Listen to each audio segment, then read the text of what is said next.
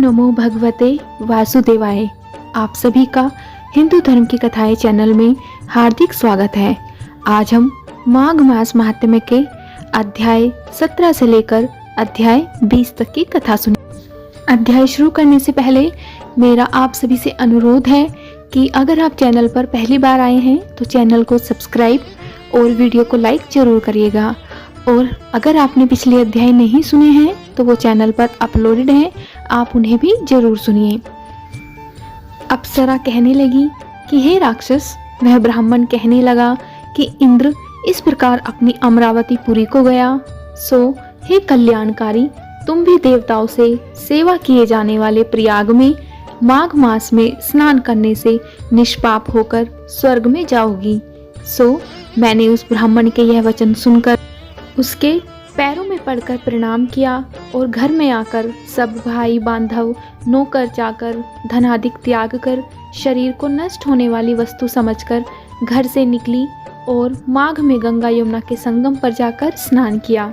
सो हे निशाचर, 3 दिन के स्नान से मेरे सब पाप नष्ट हो गए और 27 दिन के पुण्य से मैं देवता हो गई और पार्वती जी की सखी होकर सुख से निवास करती हूँ। इसलिए मैं प्रयाग के महात्म्य को याद करके सब देवताओं के सहित माघ में प्रयाग स्नान करती हूँ। सो मैंने यह सब वृतांत तुमसे कहा।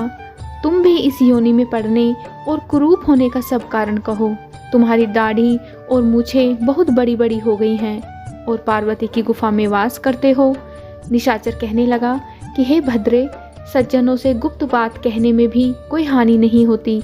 मुझको अब कोई संशय नहीं रहा कि मेरा उद्धार तुमसे ही होगा। सो मैं अपना सब वृतांत तुमसे कहता हूँ। मैं काशी में वेदों का ज्ञाता था और बड़े उच्च कुल के ब्राह्मण के घर में जन्म लिया था।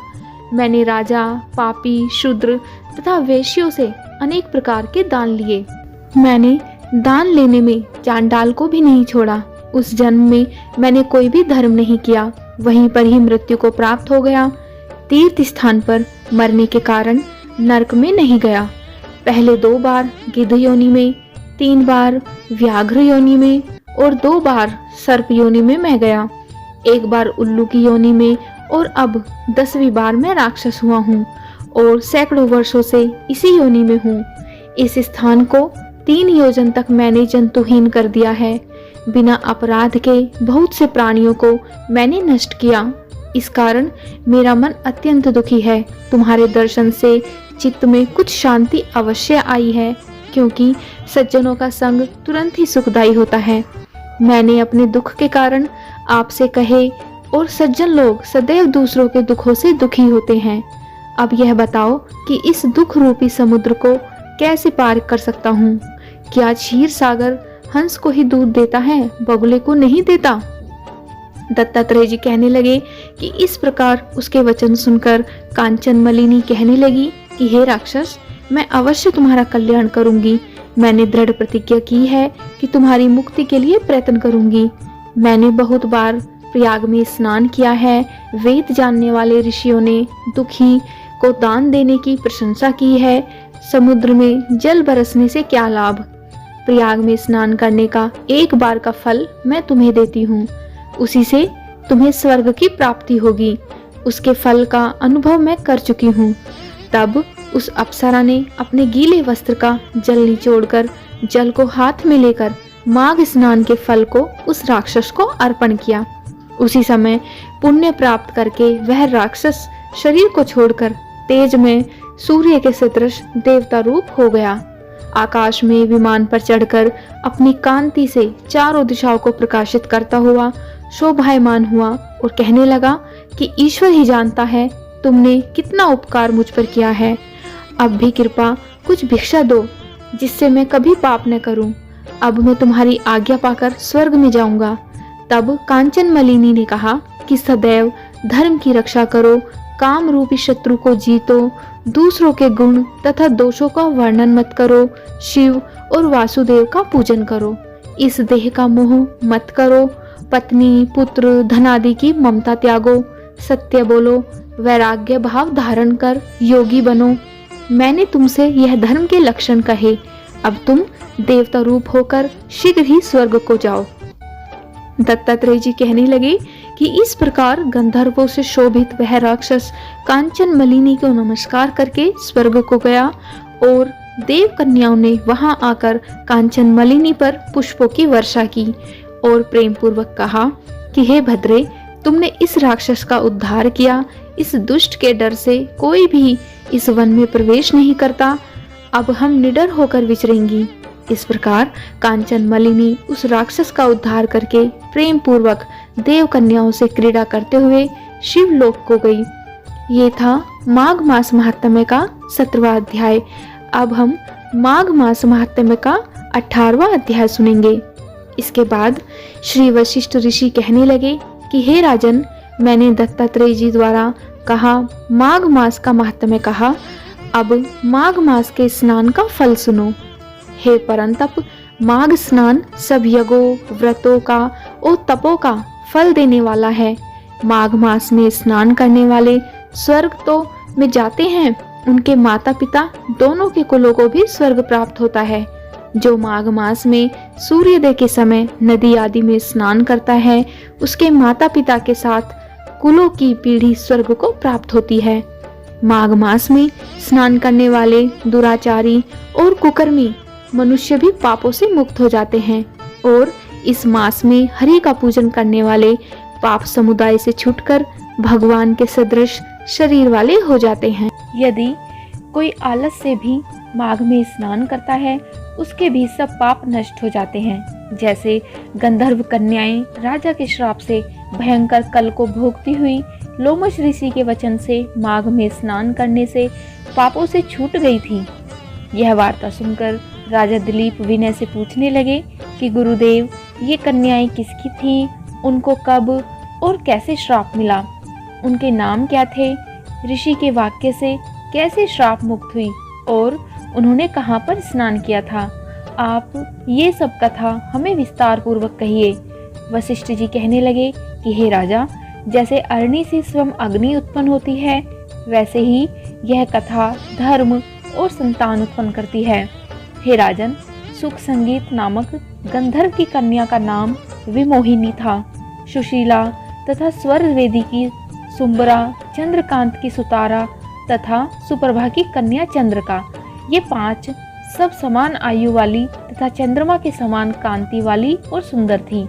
जैसे रात्रि को चंद्रमा शोभायमान होता है, वैसे ही पुष्प की कलियों के समान खिली हुई यह अप्सराएं थीं। ऊंचे पयोधन वाली पद्मिनी, वैशाख मास की कामिनी यौवन दिखाती हुई, नवीन पत्तों वाली लता के सदृश गोरे रंग, सोने के सदृश चमकती हुई और सोने के अलंकारों से सुशोभित सुंदर वस्त्र धारण किए हुए, अनेक प्रकार के गाने और वीणा अथवा बांसुरी तथा दूसरे बाजे बजाने में प्रवीण और ताल, स्वर तथा नृत्य कला में निपुण थी। इस प्रकार वे कन्याएं क्रीड़ा करते हुए कुबेर के स्थान में विचरती थीं। एक समय कौतुवश माघ मास में एक वन से दूसरे वन में विचरती हुई मंदिर के पुष्प तोड़कर सरोवर पर गौरी पूजा के लिए गई। स्वच्छ जल के सरोवर में स्नान करके, वस्त्र धारण करके, मौन होकर, बालू मिट्टी की गौरी बनाकर, चंदन, कपूर, कुमकुम और सुंदर कमलों से उपचार सहित पूजन करके ये 5 कन्याएं ताल नृत्य करने लगी। फिर ऊंचे गांधार स्वर में सुंदर गीत गाने लगी। जब ये कन्याएं नाचने और गाने में लीन थीं, तो उस समय अच्छोद नामक उत्तम तीर्थ में वेदनिधि नाम के मुनि के पुत्र अग्निप ऋषि स्नान को गए। वह युवा ऋषि सुंदर मुख, कमल सदृश नयन, विशाल छाती, सुंदर भुजाओं वाला, दूसरे कामदेव के समान था। शिखा सहित दंड लिए, मृग चर्म ओढ़े, यज्ञोपवीत धारण किए हुए था। उसको देखकर 5 कन्याएं मुग्ध हो गई और उसका रूप व यौवन देखकर कामदेव से पीड़ित हो देखो देखो ऐसा कहती हुई उस ब्राह्मण के चित्त में कामदेव का डर उत्पन्न करने लगी और आपस में विचार करने लगी कि यह कौन है। रति रहित होने से कामदेव नहीं और एक होने से अश्विनी कुमार नहीं। यह कोई गंधर्व या किन्नर या कामरूप धारण कर कोई सिद्ध या किसी ऋषि का श्रेष्ठ पुत्र या मनुष्य है। कोई भी हो, ब्रह्मा जी ने इसको हमारे लिए बनाया है। जैसे पूर्व कर्म के प्रभाव से संपत्ति प्राप्त होती है, वैसे ही गौरी जी ने हम कुमारियों के लिए श्रेष्ठ वर दिया है और आपस में यह तुम्हारा वर है या मेरा अथवा सबका, ऐसा कहने लगी। जिस समय उस ऋषि पुत्र ने अपनी मध्याह्न की क्रिया करके ऐसे वचन सुने तो वह सोचने लगा कि यह तो बहुत बड़ी समस्या उत्पन्न हो गई। ब्रह्मा, विष्णु, महेश आदि देवता तथा बड़े योगीश्वर भी स्त्रियों के भ्रमजाल में मोहित हो गए हैं। इनके तीक्ष्ण बाणों से किसका मन रूपी हिरण घायल नहीं हो सकता। जब तक नीति और बुद्धि रहती है तब तक पाप से भय रहता है, जब तक कि गंभीरता रहती है यम विधि का पालन होता है, तब तक मनुष्य स्त्रियों के काम रूपी बाणों से बींधा नहीं जाता। ये मुझे उन्मत्त और मुग्ध कर रही हैं। किन गुणों से धर्म की रक्षा हो सकती है? स्त्रियों के मांस, रक्त, मल, मूत्र से बने घृणित और अशुद्ध शरीर में कामी लोग ही सुंदरता की कल्पना करके रमण कर सकते हैं। शुद्ध बुद्ध वाले महात्माओं ने स्त्रियों के पास रहना कष्टकारक कहा जाता है। ऋषिपुत्र के ऐसे अद्भुत कर्म देखकर वह चकित होकर डरी हुई चारों ओर देखने लगी और आपस में कहने लगी कि यह क्या इंद्रजाल था जो देखते देखते विलीन हो गया। और वह विरह की अग्नि में जलने लगी और कहने लगी कि हे कांता, तुम हमको छोड़कर कहाँ चले गए? क्या तुमको ब्रह्मा ने हमको विरह रूपी अग्नि में जलाने के लिए बनाया था? क्या तुम्हारा चित्त दया रहित है जो हमारा चित्त दुखाकर चले गए? क्या तुमको हमारा विश्वास नहीं? क्या तुम कोई मायावी हो? बिना किसी अपराध के हम लोगों पर क्यों क्रोध करते हो? तुम्हारे बिना हम नहीं जिएंगी। जहाँ पर आप गए हो हमें शीघ्र ले चलो, हमारा संताप हरो और हमें दर्शन दो। सज्जन लोग किसी का नाश नहीं देखते। माघ मास महात्म्य का अध्याय 18 यहीं पर समाप्त होता है। अब हम सुनते हैं माघ मास महात्म्य के अध्याय 19 की कथा। इस प्रकार वह पांचों कन्याएं विलाप करती हुई बहुत देर प्रतीक्षा करके अपने घर लौटी। जब घर में आई तो माताओं ने कहा कि इतना विलंब तुमने क्यों कर दिया?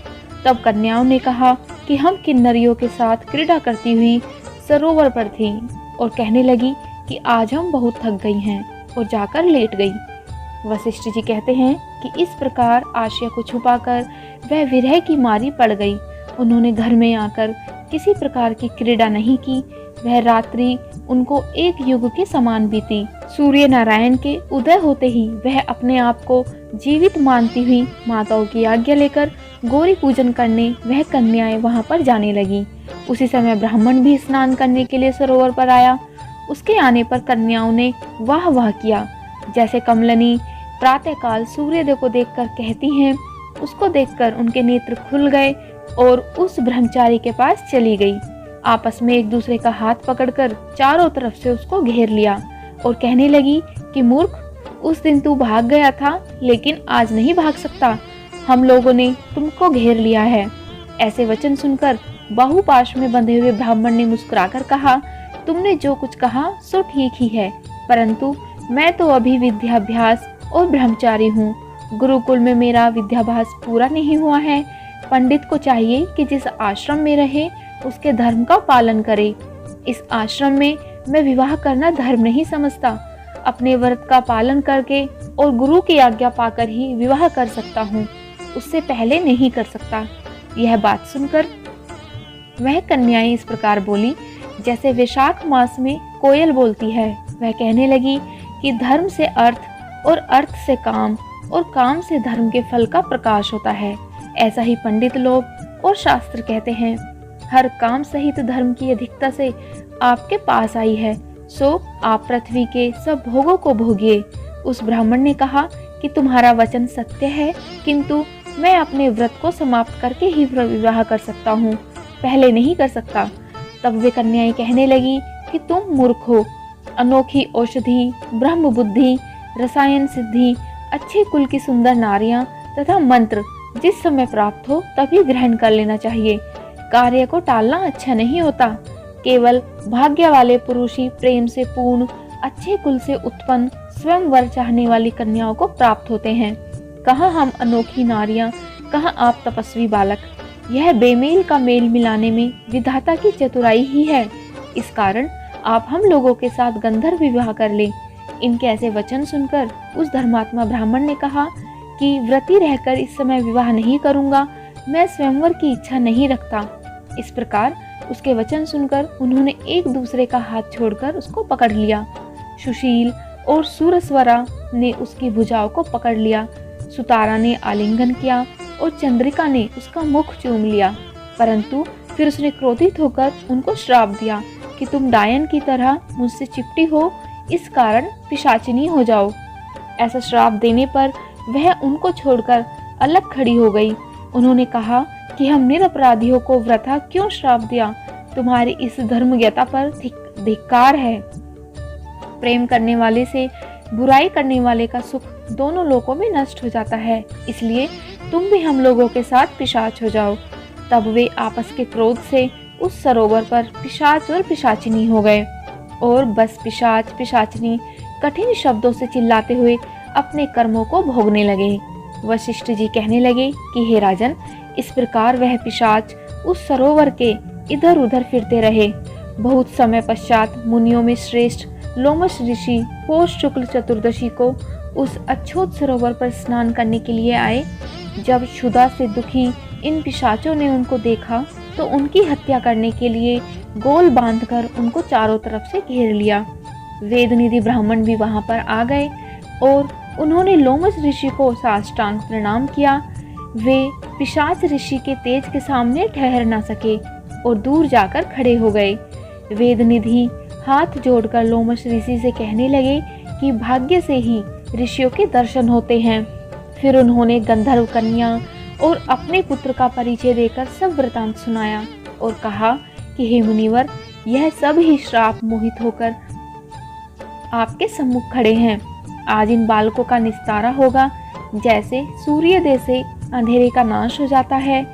वशिष्ठ जी कहने लगे कि पुत्र के दुख से दुखी हुए वेदनिधि ब्राह्मण के ऐसे वचन सुनकर लोमश ऋषि के नेत्रों में जल भर आया और वेदनिधि से कहने लगे कि मेरे प्रसाद से बालकों को शीघ्र स्मृति पैदा हो। मैं उनका धर्म कहता हूँ, जिससे इनका आपस का ज्ञान विलीन हो जाएगा। माघ मास महात्म्य का अध्याय 19 यहीं पर समाप्त होता है। अब हम सुनते हैं माघ मास महात्म्य के अध्याय 20 की कथा। इस प्रकार वेदनिधि कहने लगे कि हे महर्षि, धर्म को जल्दी ही कहिए, क्योंकि श्राप की अग्नि बड़ी दुखकारक होती है। लोमश ऋषि कहने लगे कि यह सब मेरे साथ नियम पूर्वक माघ स्नान करें तो अंत में यह श्राप से छूट जाएंगे। मेरा यह निश्चय है, शुभ तीर्थ में माघ स्नान करने से श्राप का फल नष्ट हो जाता है और 7 जन्मों के पाप तथा इस जन्म के पाप माघ में तीर्थ स्थान पर स्नान करने से नष्ट हो जाते हैं। इस आच्छोद में स्नान करने से अवश्य ही इन्हें मोक्ष की प्राप्ति होगी। राजसूय और अश्वमेध यज्ञ से भी अधिक फल माघ मास स्नान से होता है। अतएव संपूर्ण पापों का सहज में ही नाश करने वाला माघ स्नान क्यों न किया जाए। इसीलिए इन्हें माघ मास में इस पवित्र नदी में स्नान करना चाहिए। इस प्रकार माघ मास महात्म्य का अध्याय 20 भी यहीं पर समाप्त होता है। इससे आगे की कथा हम अगले अध्याय में सुनेंगे।